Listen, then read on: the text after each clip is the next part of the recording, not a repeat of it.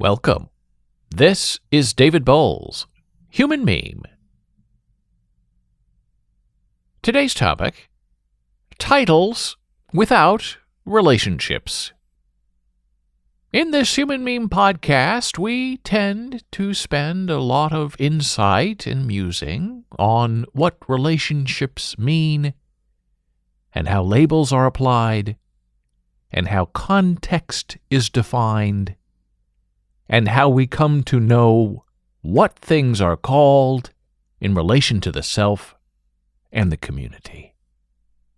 We also discuss the adhesion of automatic labels: criminal, wife, felon, lover, professor, and doctor, and grandma. And they are all interesting to divine meaning from the application of the relationship, even if there isn't one. We label things to give objects an understanding and a meaning in our lives.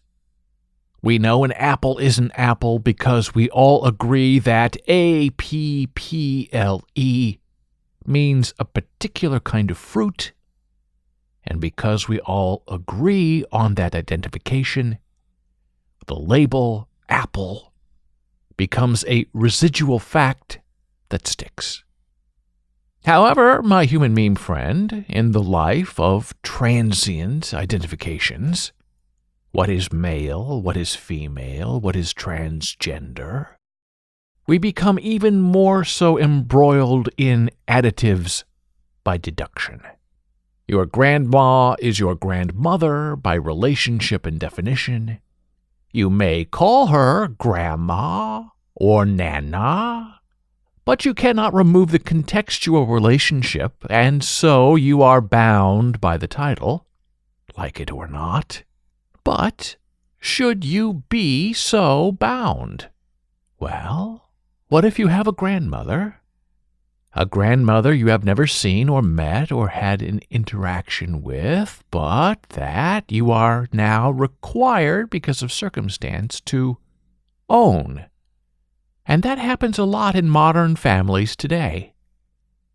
There are people you understand you are related to, but you have no real relationship with them, except in name, so you cannot relate to them except by the provenance of a named relationship that makes no sense to you.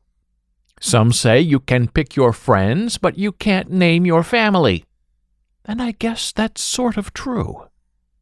But is that a reality of truth we want and need to abide?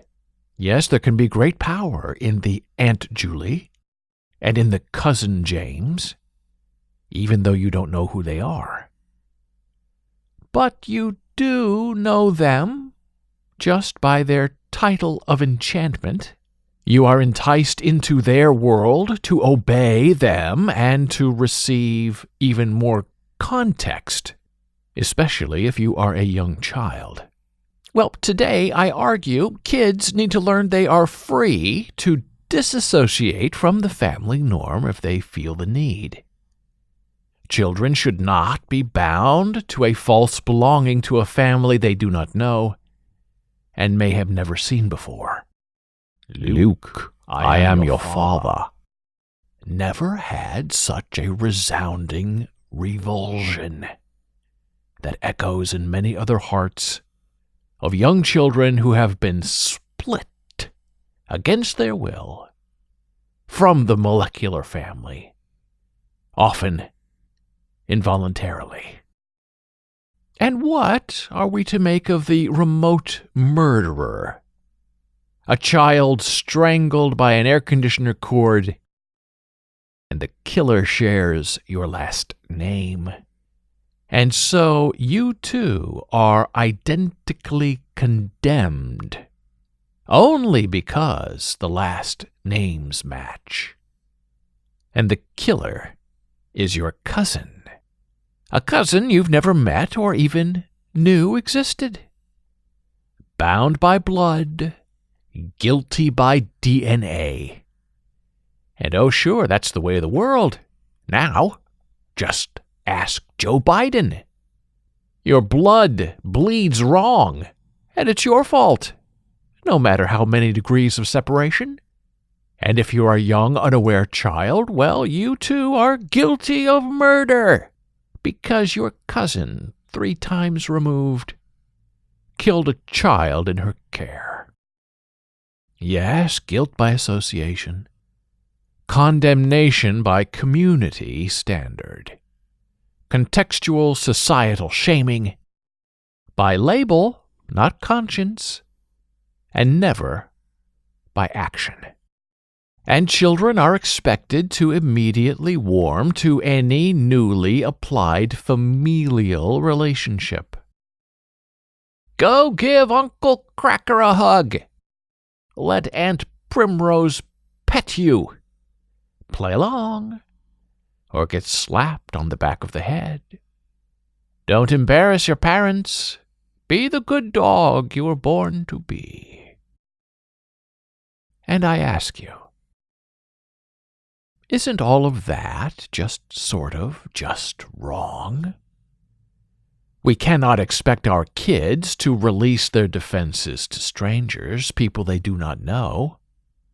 Stranger danger can happen inside a family with an ancestry label applied, and this happens only because the strangers are being vouched for.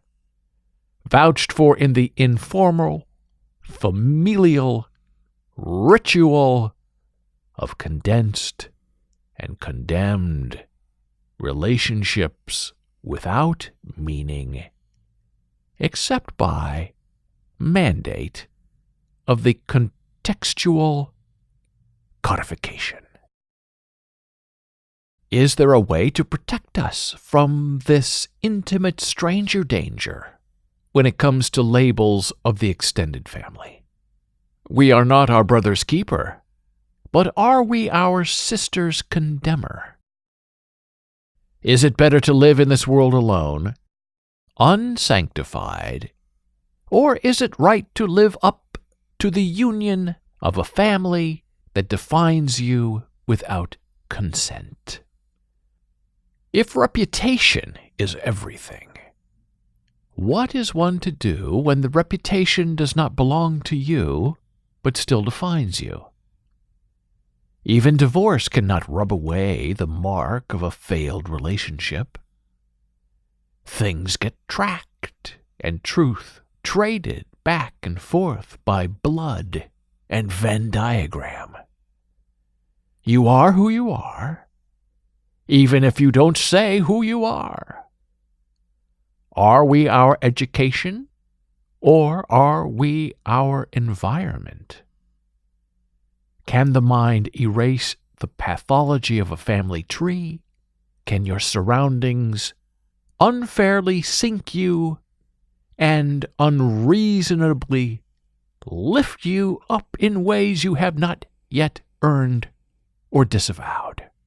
Family titles without relationships can also create a false presumption of kingliness or wealth, when none of the applications of context are congruent or even statistically valuable.